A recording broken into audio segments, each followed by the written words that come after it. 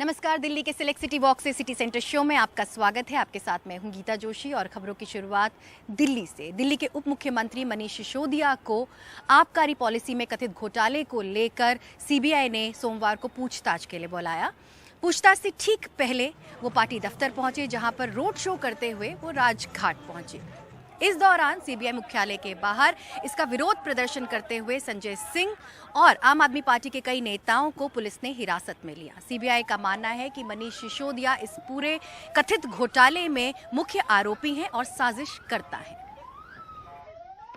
इन्होंने सीबीआई में जो मेरे खिलाफ केस करा रखा है वो दिल्ली में एक्चुअली ऑपरेशन लोटस को कामयाब करने के लिए करा रखा है। मुझे आश्चर्य हुआ कि वहां भी साइड में मुझ पर दबाव बनाया गया कि आप छोड़ दो, आप में क्यों हो। मैंने कहा क्यों? बोले ये केस आपके ऊपर ऐसे चलते रहेंगे, नहीं तो। मैंने कहा इस केस में तो है नहीं, ये तो खत्म हो जाएंगे। तो मुझे कहा गया कि साइड में कि सत्येंद्र जैन के पास कौन से केस हैं, सत्येंद्र जैन के ऊपर कौन से सच्चे केस हैं, वो भी चल रहे हैं। 6 महीने वो जेल रह सकते हैं तो 6 महीने आप भी रह सकते हो। तो मैंने कहा बीजेपी तो बहुत गंदी पार्टी है, मैं उसके लिए आप थोड़ी छोड़ सकता हूँ। तो मुझे कहा गया कि नहीं देखो ये केस तो ऐसे चलते रहेंगे, दूसरा फायदा आपको वो लोग मुख्यमंत्री भी बनाएंगे। फिर मैंने साफ साफ बोल दिया कि भैया मुझको तो खुशी मिलती है जब दिल्ली के रिक्शे वाले का बच्चा इंजीनियर बनता है, तो उसमें जो खुशी मिलती है मुझे सीएम बन के खुशी नहीं मिलती। जुल्म की इंतहा है, लोग देख रहे हैं इस बात को। ऐसा नहीं है कि लोग देख नहीं रहे, पूरा गुजरात, पूरा देश इस बात को देख रहा है।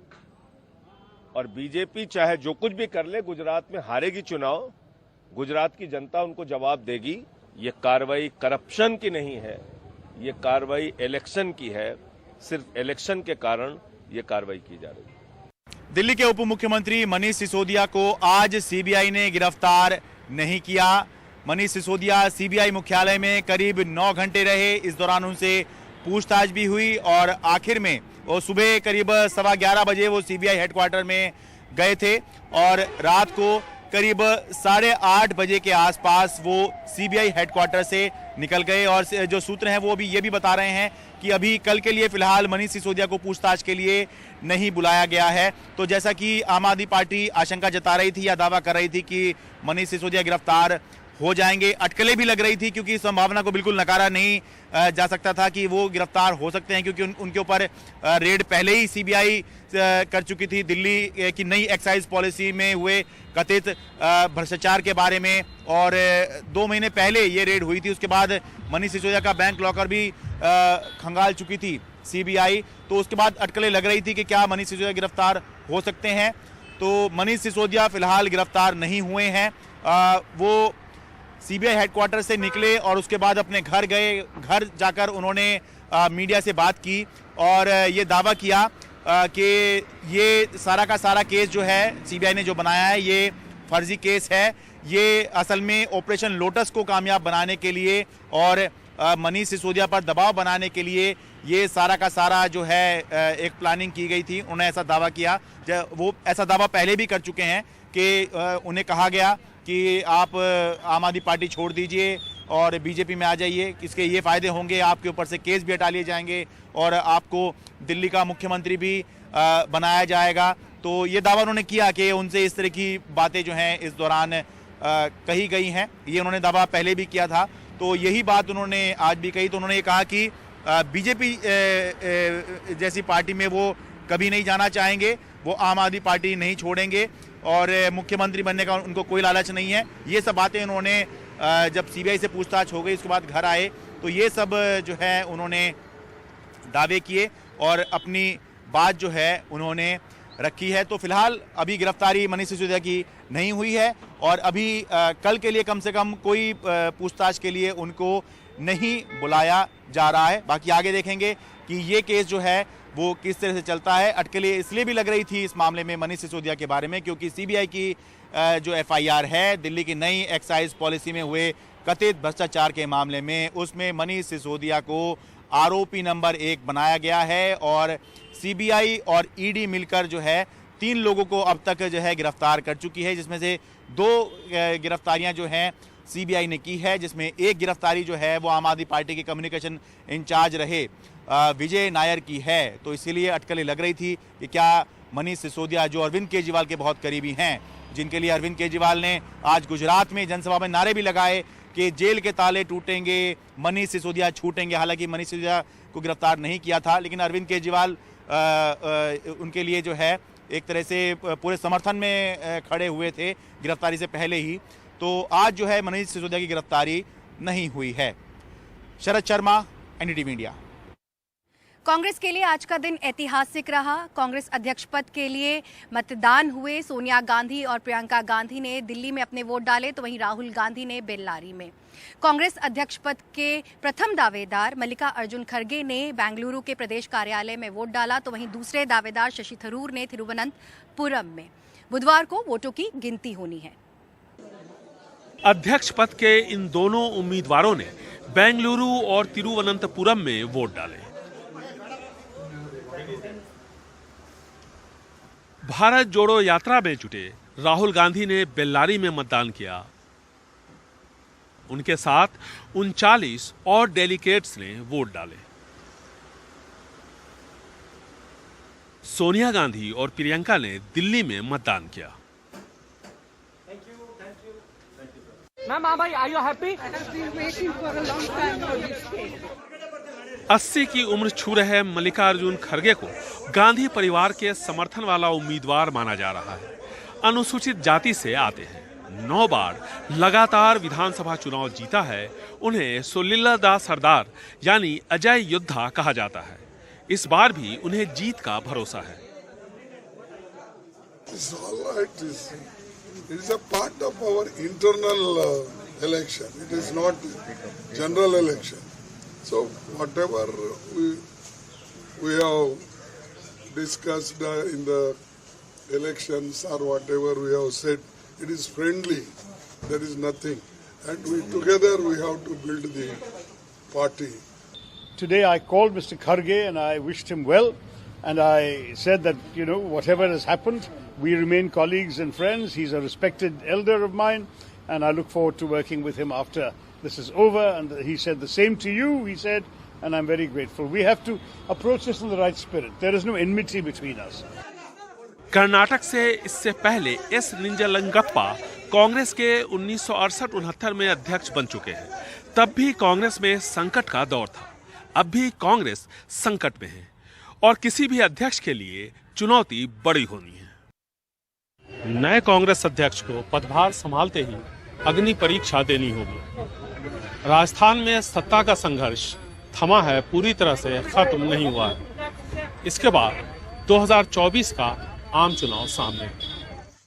निसंदेह कांग्रेस संगठन के हाल के राजनीतिक अतीत की ये सबसे बड़ी घटना है। कांग्रेस पार्टी में हमेशा चुनाव होते हैं। पिछली बार चुनाव हुआ था तो राहुल जी या सोनिया गांधी जी लड़े थे, निर्विरोध चुनाव हुआ था। इस बार 2 उम्मीदवार हैं, इसलिए वोट पड़ रहा है। 19 तारीख को मतगणना होगी, नया अध्यक्ष बनेगा। लेकिन देश की लोकतंत्र में कांग्रेस पार्टी ने एक उदाहरण स्थापित किया है कि एक डेमोक्रेटिक, ओपन, ट्रांसपेरेंट चुनाव होता है और हमने करके दिखाया है। खड़गे साहब बहुत भारी बहुमत जीतेंगे। बहुत अनुभवी व्यक्ति जो धनी है, उनका अनुभव ही काम आएगा और अनुभव से ही काम होता है। देखिए, युवा शक्ति जो होती है वो अपनी मेहनत कर सकती है, अनुभव का कोई विकल्प नहीं होता है। कायदे से कांग्रेस अध्यक्ष की दौड़ में अशोक गहलोत को शामिल होना था, लेकिन वो शुरू में ही इससे बाहर हो गए और जिस समाधान की कांग्रेस को तलाश थी वो अब उनके लिए सबसे बड़ा संकट बन चुका है। इसमें शक नहीं कि राहुल की भारत जोड़ो यात्रा और कांग्रेस के संगठन चुनाव, ये दोनों कांग्रेस संगठन में नई जान डाल सकते हैं। पूर्णकालिक अध्यक्ष के चुनाव के लिए कांग्रेस में लंबा मंथन चला। नए अध्यक्ष के लिए चुनाव का अध्याय खत्म हो चुका है। 19 अक्टूबर को मतगणना की औपचारिकता होगी। 24 साल बाद कांग्रेस को कोई नया गैर गांधी अध्यक्ष मिलने जा रहा है, लेकिन देखना है कि 24 में वो पार्टी को क्या देते हैं। ब्यूरो रिपोर्ट के साथ उमाशंकर सिंह, एनडीटीवी इंडिया। बिल्किस बानो मामले में दोषियों की रिहाई को लेकर गुजरात सरकार ने सुप्रीम कोर्ट में हलफनामा दायर किया है। इसमें कहा गया है कि दोषियों का आचरण सही था और सरकार ने अपने अधिकारों के तहत उनकी रिहाई की सिफारिश की है। इस पर ज्यादा जानकारी दे रहे हैं हमारे सहयोगी आशीष भार्गव। 2002 गुजरात दंगों में बिल्किस बानो के जो गुनहगार थे, जिन्होंने उसके साथ गैंगरेप किया, परिवार के 14 सदस्यों की हत्या कर दी, उनको गुजरात सरकार ने समय से पहले रिहाई कर दी थी 11 दोषियों की, और अब सुप्रीम कोर्ट ने नोटिस जारी किया था और अब सुप्रीम कोर्ट में गुजरात सरकार ने अपना जवाब दाखिल किया है और इस रिहाई को बिल्कुल सही ठहराया और कहा है कि जो रिहाई थी ये पूरी तरह नियम और कानूनों के मुताबिक हुई। या जो दोषी थे वो 14 साल से ज़्यादा सजा काट चुके थे और उनका जेल में जो बर्ताव था वो भी अच्छा था। कमेटी जो बनाई गई थी नियमों के मुताबिक उसके सभी सदस्यों की राय के बाद ही उनको समय पूर्व रिहाई का फैसला लिया गया। इसके साथ साथ गुजरात सरकार ने सीधे तौर पर यह बताया है कि चूंकि ये मामला सेंट्रल एजेंसी यानी सीबीआई ने इन्वेस्टिगेशन की थी, जांच की थी, इसलिए केंद्र सरकार की मंजूरी इस मामले में जरूरी थी और इस मामले को लेकर केंद्र सरकार के गृह मंत्रालय को पत्र भेजा गया था और जुलाई में इसी साल गृह मंत्रालय से भी इजाज़त मिल गई थी दोषियों की रिहाई की और इसके बाद 15 अगस्त को आज़ादी के अमृत महोत्सव के दौरान इन दोषियों को रिहा कर दिया है। उन्होंने ये भी कहा है कि तमाम नियम और कानूनों के मुताबिक प्रक्रियाओं का पालन किया गया है और इसके अलावा उन्होंने याचिकाकर्ताओं पर यानी सुभाषिनी अली और महुआ मोइत्रा जो टीएमसी की सांसद है उन पर भी बड़ा सवाल उठाया। कहा कि वो तीसरा पक्ष है और वो बिजी बॉडी हैं और उनकी बात आपराधिक मामलों में नहीं सुननी चाहिए। राजनीतिक इशारे पे सब कुछ किया गया है। पीआईएल का यानी जनहित याचिकाओं का मिसयूज यानी दुरुपयोग ये किया जा रहा है और ऐसे मामलों में सुप्रीम कोर्ट को इस याचिका को खारिज कर देना चाहिए क्योंकि ये सुनवाई योग्य नहीं है। उनका कोई लोकस नहीं है कि वो आपराधिक मामलों में तीसरा पक्ष यानी बाहरी पक्ष कोई इस तरह दखल दे। जिसे उद्धव गुट और शिंदे गुट का शक्ति परीक्षण माना जा रहा था वो मुकाबला शुरू होने से पहले ही खत्म हो गया। बीजेपी ने अपने अंधेरी विधानसभा सीट के उम्मीदवार को वापस ले लिया और इसका हवाला उन्होंने महाराष्ट्र की परंपरागत राजनीति को ठहराया। अब इसी के साथ उद्धव गुट की ऋतुजा लटके की जीत पक्की हो गई। पहले राज ठाकरे, फिर शरद पवार और एकनाथ शिंदे गुट के विधायक प्रताप सरनाईक की अपील काम कर गई। बीजेपी ने अंधेरी विधानसभा उपचुनाव से अपने उम्मीदवार मूर्जी पटेल का नाम वापस लेने की घोषणा कर दी। हम पार्टी के कार्यकर्ता है, पार्टी ने हमको आदेश दे दिया वापस लेना। किसी दिवंगत विधायक की पत्नी जब चुनाव लड़ती है तो सहानुभूति पूर्वक ये बातें होनी चाहिए। ये महाराष्ट्र की संस्कृति है और मुझे लगता है इस संस्कृति की हमने सबने बात करनी चाहिए। महाराष्ट्र का इतिहास की बात करनी चाहिए, महाराष्ट्र को आगे लेके जाने की बात करनी चाहिए।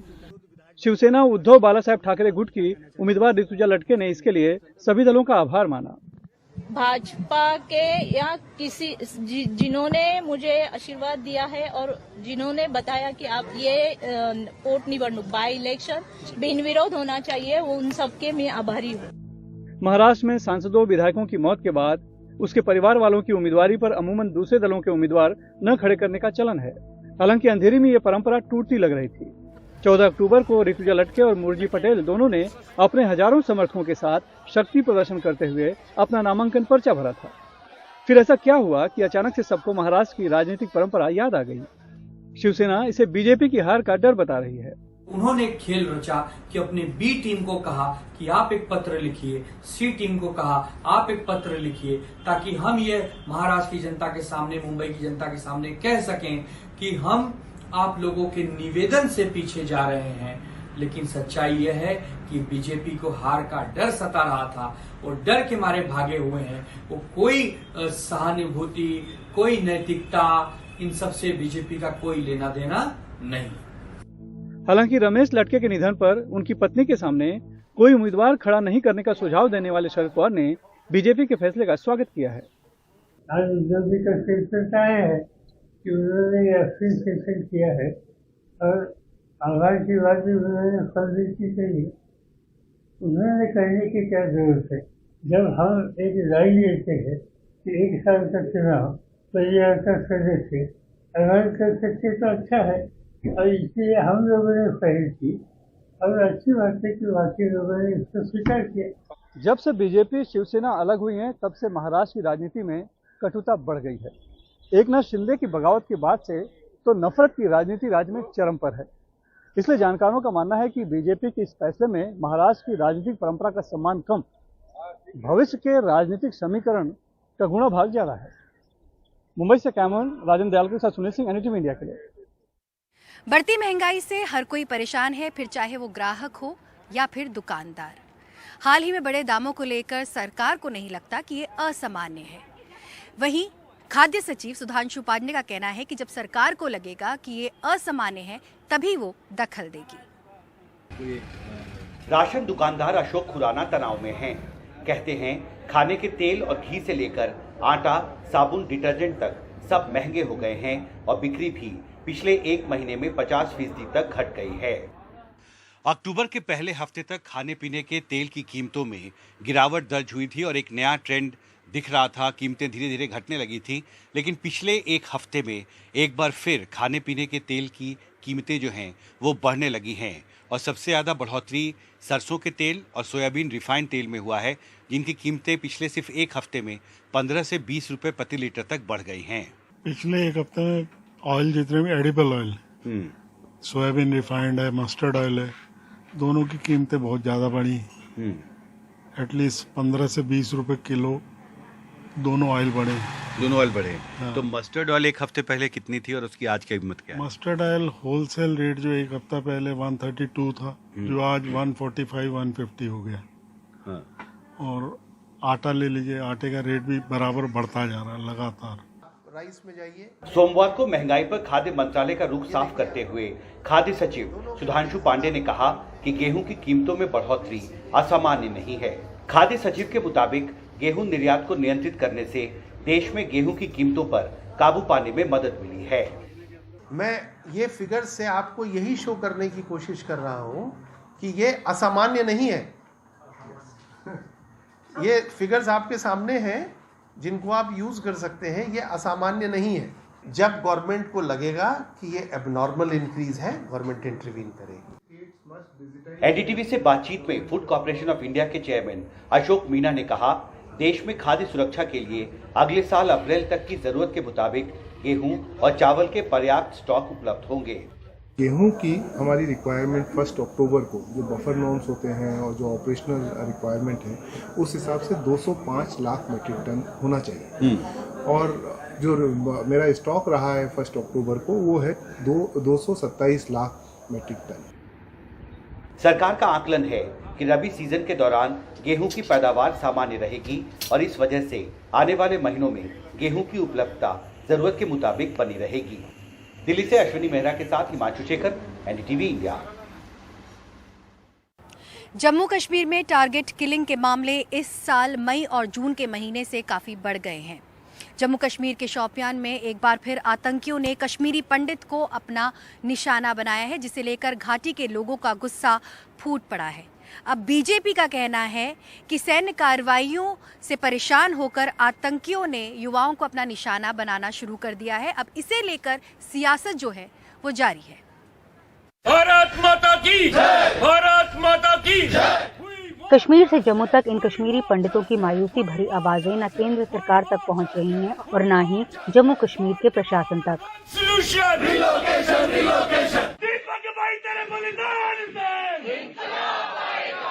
पिछले 158 दिनों से ये जम्मू के इलाके में प्रदर्शन कर रहे हैं कि इन लोगों को रीलोकेट किया जाए, क्योंकि इनकी जान घाटी में सुरक्षित नहीं है।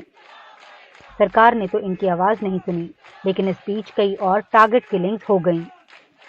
मोदी जी, आप हमें बताइए करना क्या है? हमें जीना है या मरना है? आप हमारे कर्ताधर बताइए। इन लोगों का दावा है कि कश्मीर में सुरक्षा हालात गंभीर हैं, लेकिन केंद्र सरकार इससे बेपरवाह है और बस सामान्य हालात की रट लगाए हुए है। जिस सरकार ने इस समाज को बचाने की बात की थी, इस समाज को न्याय दिलाने की बात की थी, आज वही सरकार आंखें मूंदे हुए बैठी है, मौन व्रत धारण करे हुए बैठी है। कश्मीरी पंडित समाज पिछले 5 महीनों से न्याय की गुहार लगा रहा है। मोदी जी से बता रहा है कि मोदी जी हमारी जानें बचाइए। 7 कश्मीरी पंडित 1.5 साल में मारे गए हैं, 23 हिंदू कश्मीर में मारे गए हैं। टूरिज्म की वाहवाही लूटी जाती है, ट्विटर पे गीत गाए जाते हैं, बट ये हिंदू समाज जो कि पिछले 32 साल से प्रताड़ित है, इसकी आवाज नहीं सुनाई जाती। घाटी में फिलहाल 800 कश्मीरी पंडितों के परिवार हैं, लेकिन अब ताजा हत्याओं के बाद उनमें से भी कई घाटी छोड़ रहे हैं। उधर पंडितों को घाटी छोड़ता देख प्रशासन ने बायोमेट्रिक से हाजिरी शुरू कर दी है। लोग इसे भी खतरनाक मानते हैं। क्योंकि इससे उनकी मौजूदगी किसी भी दफ्तर में निश्चित की जा सकती है। शोपियां, कुपवाड़ा, बांदीपुरा में ज्यादातर लोग डर के मारे अपनी नौकरी पर रिपोर्ट नहीं कर पा रहे, जिसके चलते प्रशासन ने अब इनकी तनख्वाह काट ली है। हमें बार बार सैलरीज के लिए तरसाया जा रहा है, हर बार हमारे को सैलरीज बंद की जा रही है। अभी भी हमारी 5 महीने 6 महीने इसी तरीके से सैलरीज बंद रखी जा रही हैं, जबकि फेस्टिवल सीजन दिवाली है आगे, हर एक को बोनस मिलता है इस चीज के लिए, हर एक जगह पे खुशियां मनाई जाती हैं, पर हमारे घर में हमेशा अंधेरा ही रहता है। 157 डेज से हम लोग यहाँ दर्दा प्रदर्शन पे है। एलजी महोदय द्वारा एक नोडल ऑफिसर नियुक्त किए गए थे, बट अफसोस से कहना पड़ रहा है आज तक वो हमारे पास यहाँ सुध-बुध लेने नहीं आए। हम आज गवर्नमेंट से गुहार करते हैं कि एक कमेटी की जाए नोडल अफसर द्वारा, जो हमारे ग्रीवेंसेस को लेके एटलीस्ट उनकी रिड्रेसल जल्दी से जल्दी हो पाए। उधर नेशनल कॉन्फ्रेंस के फारूक अब्दुल्ला का कहना है कि भारत सरकार के दावे फेल हो चुके हैं। सर, टारगेट किलिंग लगातार कश्मीर में हो रही है सर, अभी भी कल 2 दिन पहले जो है कश्मीरी पंडित, ये कभी बंद नहीं होगा। जब तक इंसाफ नहीं होगा कभी बंद नहीं होगा। और इसको बंद करने के लिए जितनी भी शोर करते हैं, कहते हैं कि जहाँ बहुत सब कहते थे पहले 370 से ये हो रहा, आज तो 370 नहीं है, मेरी क्यों मृत्यु हो रही है, इसके जिम्मेदार कौन है बताइए मुझे। कश्मीर घाटी इस साल ना जाने कितनी बार लाल हो चुकी है। कश्मीरी पंडितों का ये आरोप है कि राजनीतिक पार्टियों को सिर्फ चुनाव लड़ने से मतलब है, उनकी सुध-बुध लेने का समय उनके पास नहीं है। इस बीच विपक्ष का ये आरोप है कि धारा 370 हटाए जाने के बावजूद भी घाटी में ना तो आतंकवाद और ना ही अलगाववाद खत्म हुआ है। नई दिल्ली से नीता शर्मा, एनडीटीवी इंडिया के लिए।